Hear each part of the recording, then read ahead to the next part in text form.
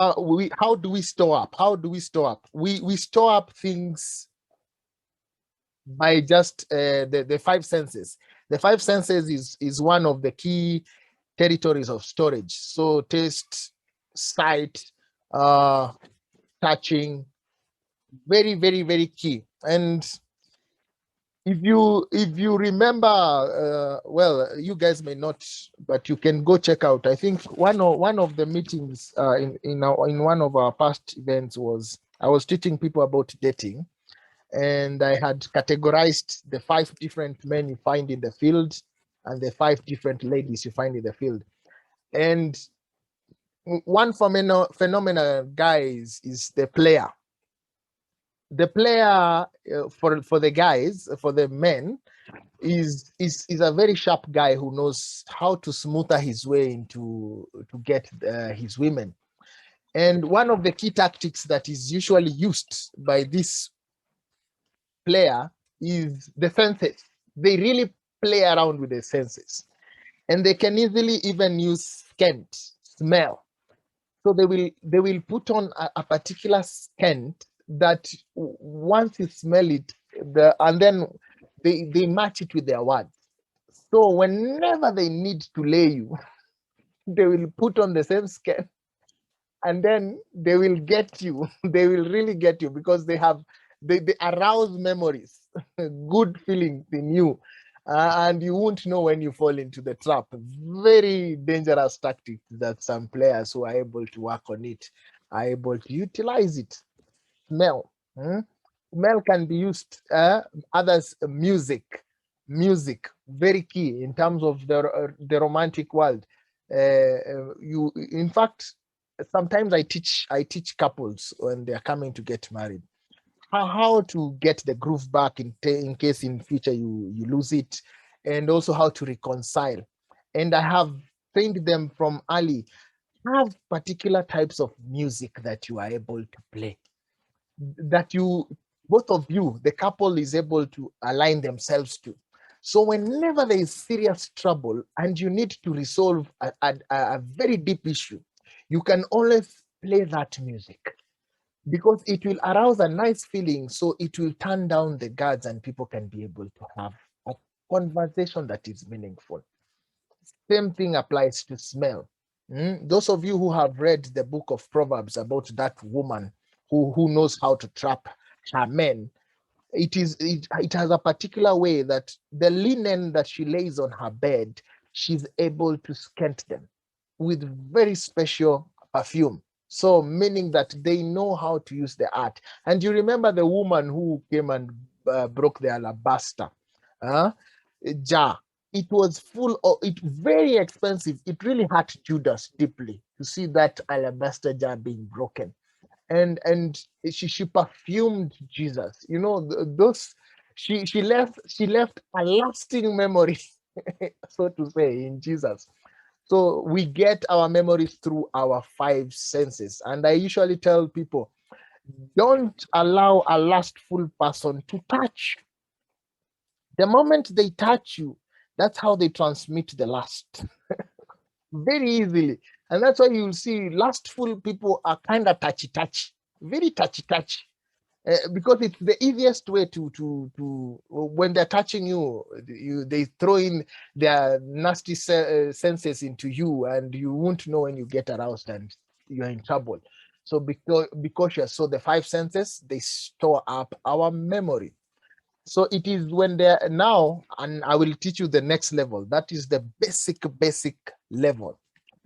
When you want to memorize things and you remember when you are in school, some of us would sing.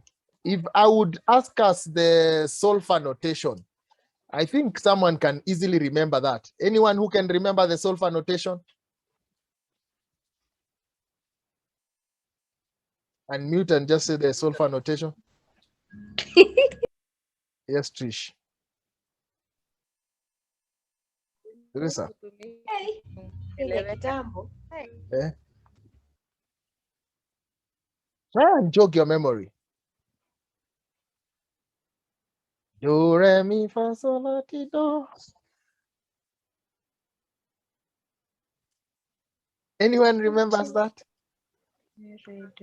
You have even said it going backwards. It stuck because it was musically put there, and there was this things of the rainbow. Let me go to the rainbow. There was a slogan that would go with the rainbow to remember the rainbow colors. What was the slogan? Richard of York gained that. There you go, Maureen. And it was entrenched into your memory. Actually, I know some people who would cram the whole that thing, periodic table in chemistry, all of it. All they needed to do is sing, and they see once they have sung it and they have every one of those metals. I am telling you, some guys were so gifted in cramming. That was not my cup of tea. So you get it. So you can send things. If you use your senses, you can really memorize things very easily. Now I'm going to teach you something that may have happened to you unknowingly, you have not known. It is called, and I think if you have gone through the prayers I give, one of the things I have used is allow your faith. Today's lesson, faith and emotions. People don't know how to use it, but behavioral scientists know that if you are able to emotionally put things into the mind, you will remember, they will stick better and you'll remember them easily. So I'll give you now, this is now where pain and pleasure makes you remember things. So, and this is what psychologists use when they're advising parents to, when you're teaching children. So you can either use pain or pleasure, meaning that you can and both of them can be used for discipline. Let's say you have a son or a child who does not want to listen to you, and you know something that they like a lot. Maybe they like Cadbury's chocolate. So you say, I'm gonna buy you a bar of chocolate if you do this and that. And you may have screamed, shouted, and did not manage to tell them to get them to do anything. But the moment you dangle that chocolate, it's done. Some respond to pain. Once you just tell them, I will take this whip and I will give you 3 hot ones. Then they swing into action because they are responding to pain. And most of our memories now, the vivid ones that we have, are now centered around those things. If I ask somebody to remind me about the teacher they can remember in school, someone will remember that teacher who used to beat you up thoroughly. Anyone who had such a teacher? Just raise your hand. Let me see. You can use the reactions over there. A teacher that used to give you some serious pain, and you have never even forgotten her name. Oliver, which teacher? If you don't mind, the teacher is not here. It had to be our mathematics and physics teacher. And gave you a thorough one. Maureen, what was your teacher? Mrs. Gomba. Science teacher. You almost freak out even when you're mentioning the name. I am telling you, personally, I have also my teacher that I really vividly remember because of the beating she gave me. Trish, what is your teacher's name? My maths teacher, Mr. Njau. Hey, I have a mark. You have a mark? A testimony? For not reaching 80%. Sorry. Sister Jane. Oh my God, there's a nun involved here. So sorry, guys. And I'm pretty sure when I'm mentioning these things, they are memories. You can actually narrate them clearly because they were emotionally entrenched into your system. They were emotionally entrenched. And that's how we remember our dads, our moms, and in case they were very nasty, we can easily remember them through the negative things they did to us. Now, this is the downside of our fallen state as human beings. we tend where you are what you dwell on, what you meditate on is what you will usually store for the longest time. Let me say you are punished and it really hurt you so bad, and every time you see this teacher, that's the memory you relive every single day, meaning that that is what you will store up for the longest time. Should this teacher crack a joke, Sister Jane cracks a joke, that joke you will laugh for 2 seconds or even not laugh, and you forget everything that she has said. So you will, because you did not dwell on her joke, you dwelt on the pain she inflicted or he inflicted on you. So what you did is you are the one who dictated to your mind the special kind of memories that you need by dwelling on them. So I want you to think of every event you remember miserably or horribly. It is something that you dwelt on. Full stop. I am not even going to put a comma there. It's a full stop. And any person who thinks that you unataka kupinga, mkono yako Oliver ni ya kupinga ama ni ya kusupport? Because I can see your hand. Oh, you have removed it. Okay, so meaning we are in agreement here. So anything, you cannot remember as long as you dwelt on it.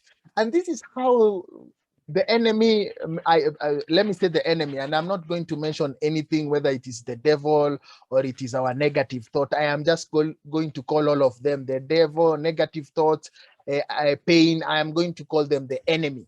The enemy wants us to dwell on memories that are painful, hurtful, horrible, sickly, disgusting. Those are the memories they will always relive.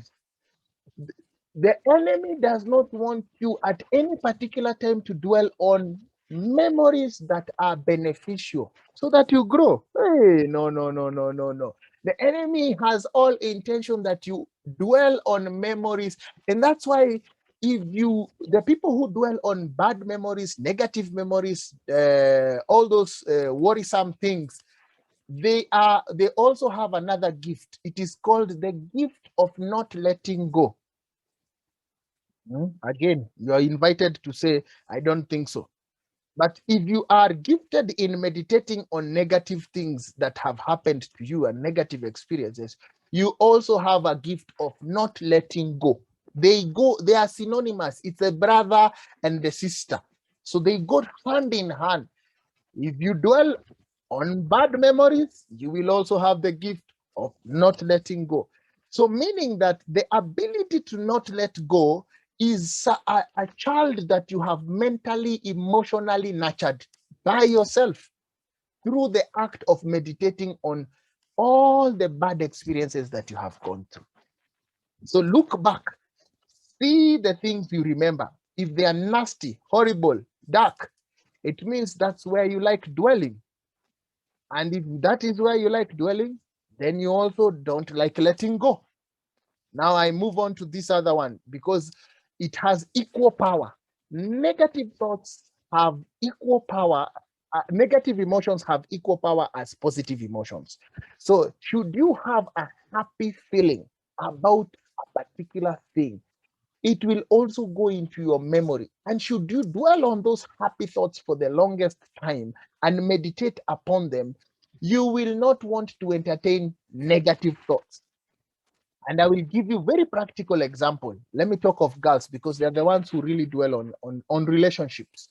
So this boy or this man treats you horribly, but has one particular good character about them that you really love and makes you very happy, makes you go back to the small girl, the 5-year-old girl. So when he maybe even it's just a statement when he calls you. I heard someone saying that Luo men have a way of calling you baby that is so serious. I don't know how sure that is. So maybe you remember that memory, that particular when they call your name, baby. Oh goodness. Everything else is lost. You forget all the bad things that they have done to you. You forget all the nasty things. And that's now the ladies who usually stay in abusive relationships, and then they say, but I love him. I'm belittling that fact. But then their memory has chosen to see only that good thing. There's a syndrome. I'm forgetting the name of that syndrome that we usually. There's a syndrome that a state whereby maybe you have been it's called Scotland syndrome, something like that. A state whereby someone who has been kidnapped, you've been kidnapped by kidnappers, and then they treated you nicely while they were kidnapping you, although they were doing other bad things. And then you, when you are set free, you humanize the kidnappers. They were not doing it because they are bad people. It's a syndrome whereby you have selectively chosen to see them as good people, and therefore you have ignored everything evil they have committed, and you only focus on that. So we are the ones who really guide our memories, and it is usually guided by how we meditate, the things we meditate, the things we indwell. Where do you dwell? Good. Hey, Rima Maureen. Thank you. I have some psychologists around here. That is so nice. So it is a memory that you choose. So you can imagine, you can even help a perpetrator to make them look nice. You can even go to court and declare, these are good people. What the kidnapping was rightful. And you really tell your point. It is how you have decided to see. It is the sense you have made out of that memory, out of that experience you had. So how do we then change from how do we strike a balance? Because the key thing here is the balance, what you choose to remember, because that is how you dealing with the past. Our idea here is how do we have a balanced thing about memories that we can, because this is the key thing. I want you to write a few things down that you need memories do to us, and the past can be able. So the past these are points you're just noting down. The past is something that you have already lived, experienced, tasted, enjoyed, or suffered through, whatever it is. That is the past. The past is also maybe alive or dead. I need to bring out this notion also. The past can be alive or dead. Dead means it may have gone to the blocked memory or to the unconscious, and you don't relive it. Alive it's a constant memory. It's people who remember the painful events and they tear up and they cry, or the loss of a loved one, and they go back to the very emotions of the very day, and then they break down. So that means that your past, your memories are very much alive. Then that they can be dead or alive. So point number three, the past may indicate your future. Have you ever heard that history can repeat itself? The past also, the past events that you have gone through. For people like me, who I always tell people, the best judge of future character is past character. The best judge of future character is past character. So I don't have the preview of living with you in the future, but I can go back, I can revisit your past and check out how you lived. So that one can give me a picture of how we will live with you in the future. So it is, if you ever want to know about your spouses to be, learn to go to where their past is. Their past is in their families. Their past is with their friends. Go and find out how they act. How they act is usually a very good judge of how future they will act in the future. I am giving you secrets here. Those ones who are already couples here, sour secrets, may they help you, not break you. Point number 4, our past or our memories, they carry the seat of lessons. The seat of lessons, meaning that any academic prowess training you have gone through, it is in your memory. So you retrieved it and you are able to use it in your future. So our past also is the seat of our lessons, is the seat of information. So then how do we strike a balance when we have this understanding? That's why I needed you to put the 4 points so that you can also go meditate upon them later.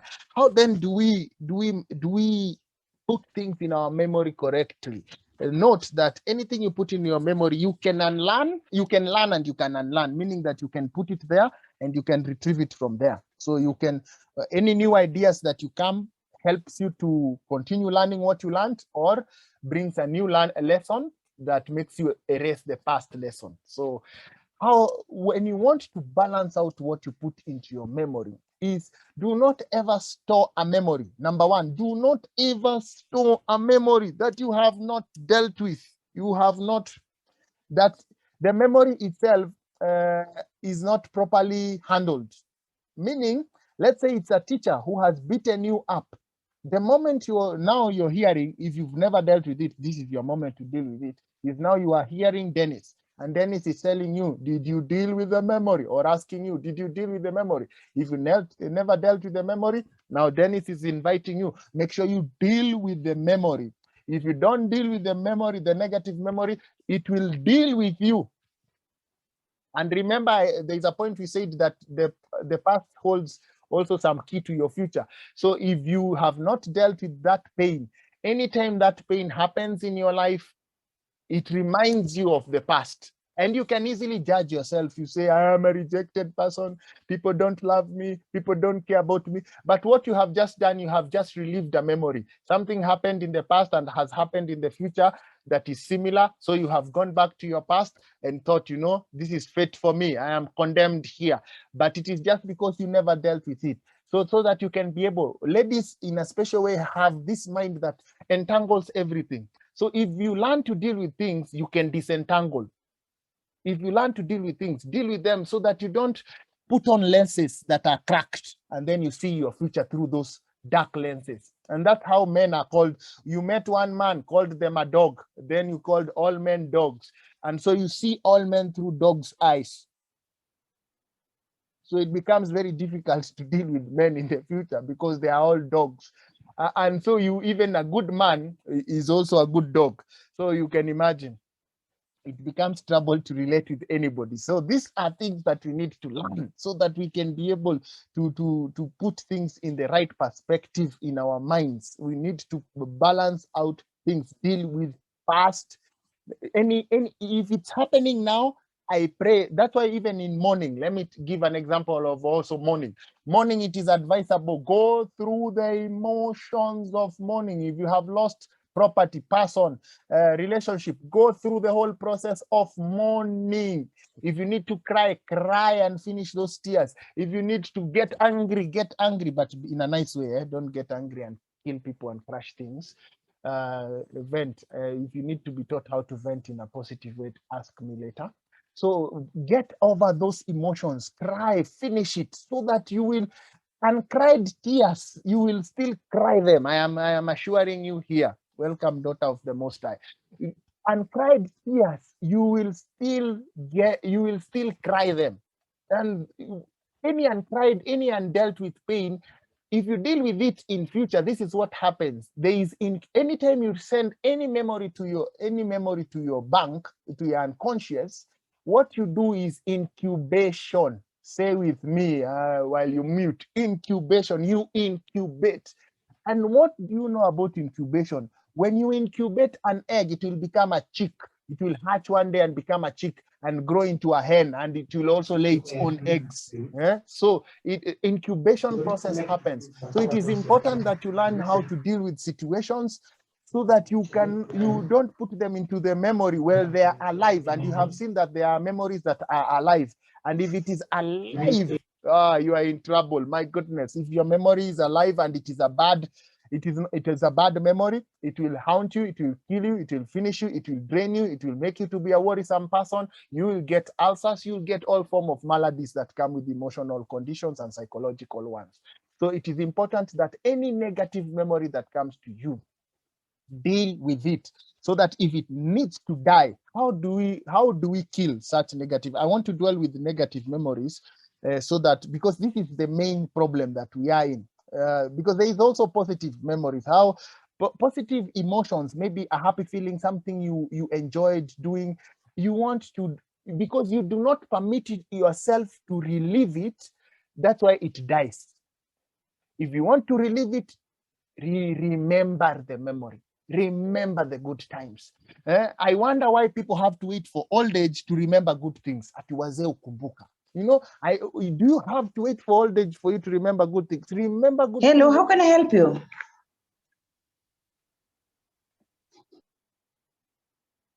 Okay, we have sorted that. So the moment you're having a good memory, learn also to dwell on it a little bit. I remember this gentleman who used to, he had this philosophy of life that anytime someone does something wrong to him, he would go to the soil or to the sand and write it down. Today, my girlfriend abused me, and he writes it on the sand. And then when something happens to him, he would go and inscribe it on a rock and say, today my friend Tony brought me some coffee, and he writes it on a rock. So someone once asked him, why do you, I have noticed you write negative things on the sand and positive things on the rock. And he told him, you know, it is my wish and desire that whenever I look back in my memory, I want to only see the good things people have done for me. And all the bad things, because I write them on sand, they will quickly fade away. Then I will not remember what happened. So I want to offer anybody this philosophy that you want your memory to be full of goodness.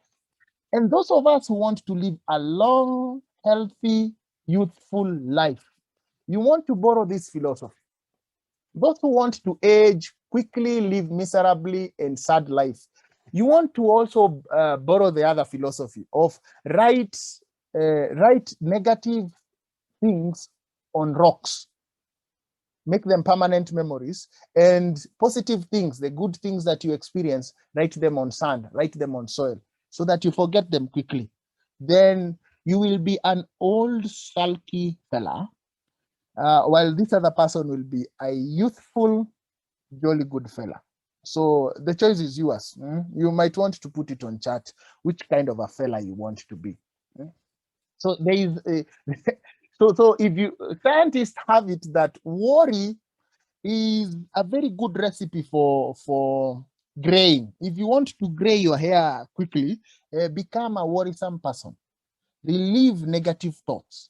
Remember nasty things that have happened to you.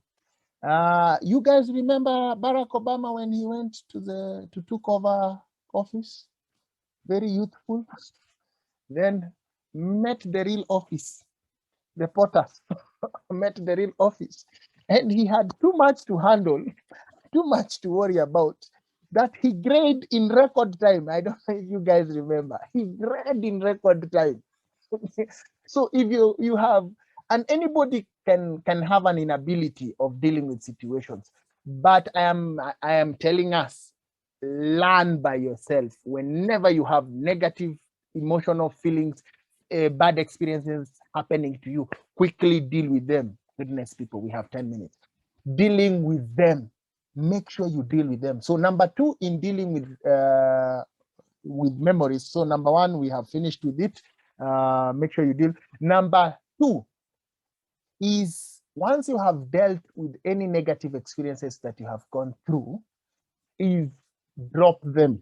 Number 2, drop it like it's hot. Have you ever tried to pick a piece of meat from the pot, and then the moment you touch that piece of meat, it was hot? However sweet it was, the heat that is transferred to your fingers makes you drop it quickly. And I want to decree on anyone that is listening to me today that you will drop negative emotional feelings like it is hot. Amen. May it burn your fingers till you drop it. Amen. May it burn till you drop it. Because should you imagine if you take it, have you ever eaten a hot potato and just dropped, then it was too hot, then you swallowed it? What happens to your stomach? If you have ever, anyone who has ever dropped a hot potato to, you try to eat, experience that you will not want. Lucy is talking of porridge. Wacha tuzungumzie porridge, guys. One time my dad used to like porridge, and he was hanging out with his buddy, and his buddy took the top layer of porridge is usually cold after you leave it for a few minutes. So he just took a big sip, and then he bent down, and then when he was looking up, he had tears rolling down his sides of the eyes. Tears were rolling down the sides of the eyes. And so my dad was asking him, what's wrong? What's the issue? And the guy started just saying, I have just remembered the emergency story. But the real thing was the porridge. The porridge was bad. So you imagine whenever you dwell on negative thoughts, you really put them into that's what happens to you. I want you to think of it like this. Any negative emotional feelings that you have harbored in yourself, you have drunk hot porridge. So you imagine what it has done to your mind, what it has done to your inner you, the inner you. No wonder some of us have very low self-esteem, so low self-confidence. We second guess ourselves. We have no low self-belief, and we even we help other people to reject us. Someone rejects you, instead of dealing with the memory quickly and dropping it, you are like, now you go back and start eating it. Yani tuseme mi ni mtu bure hivi, and you start you help the person regurgitate. Someone called you a dog and he left. Just let the dog live with him. Why do you keep it? Mimi dogi, Dani umbwa koko. Why do you live why do you stay with the memory? Let the memory go with the person who has just abused you. Drop it like it's hot. Then we go to number 3. Those who like dwelling on negative emotions and negative past don't like my number 3. Number 3 is forgive. Forgive it. Forgive all those things that have happened to you. Whether it is self-instigated, forgive yourself. Whether it is others instigated, forgive them. Whether it is whoever has done those negative things to you, it doesn't matter who. Even if you think it is God, some people have this bashment crew for God. Where were you, God, when this was happening? Where were you, God, when... I am not belittling your thoughts, but I am saying, what you're doing here, you're dwelling on the wrong memories. Do you want to remember God as the person who abandoned you, or the person who can sort you out? What memory do you want to have? So it is a choice that you make. So that means if you feel like God has offended you, was not there for you, he never answered your prayers, then also forgive him. Forgive. I even tell people, forgive situations. Forgive situations. One time I was conducting these sessions, and I don't know, my spirit told me that some have political wounds. So I just said, some of you need to forgive Raila. And someone screamed. My goodness. So it was true. So we need to forgive. So whatever offense you have picked along the way means you also need to, stage 1, let go, then forgive. Forgive. Letting go is allowing the thought to be, allowing the experience to be, then you allow yourself to be also by forgiving. And I am going to say this here and now. Forgiveness is not about memory loss. That now you have forgiven, now you will have a memory loss. Oh, absolutely not. Some of you will remember very clearly. What the difference is this: you can look back and remember, but it takes away the pain. So if your negative memory reminds you of pain, hurt, horrible feeling, means your forgiveness is not complete. The day your forgiveness is complete is the day when you can be able to look back. And I want to give you an example of a scar. As long as there is pus below the scar, there will be pain. But the moment the scar is removed and all the pus is removed, they will develop a new scar. And then the scar will heal without pain. It will even become like a birthmark, meaning that the pain is gone because the wound below is treated and completely healed, but the memory is there. You can remember that here I was in an accident, that's why I got this scar. Here I was beaten up, and that's why, Trish, I have a scar from this teacher. But if you remember it and it triggers pain, hurt, anger, means it was not completely dealt with. Those are the three things that are very difficult. They're easy, but very difficult to do. And that's the best way you can be able to deal with your past, because you want to fill your past with good things, Allow me to now be scriptural a little bit now. Whenever I'm winding up, you guys can give me some time to be scriptural. Cynthia, yes. So let me read for you something so that you understand even God wants you to think of things in the right perspective. God wants you to remember. Isaiah 43 verse 18 to 19, if you want to jot it down and check on it later. Isaiah 43 verse 18 and 19. This is what the Lord says. And you know, he's sending a prophet who was giving bad information. You shall be killed. If you don't, you will go to slavery. If you don't, you know, all those things. But this is what he says. Forget the former things. Do not dwell on the past. Oh, see, I am doing a new thing. Do you know why you're here today? The 19 of you and the others who shall listen on air. You're here today because the Lord wants to do a new thing with you. He wants you to have a storage of good memories. He wants you to have a storage of pleasant memories. You know, Jeremiah 29:11 also says that he has good plans for you. See, your past belongs there in the past. It should be let go and just deal with it and let it go. If you don't deal with it, it will deal with you. So you need to let go and allow the past to be the past.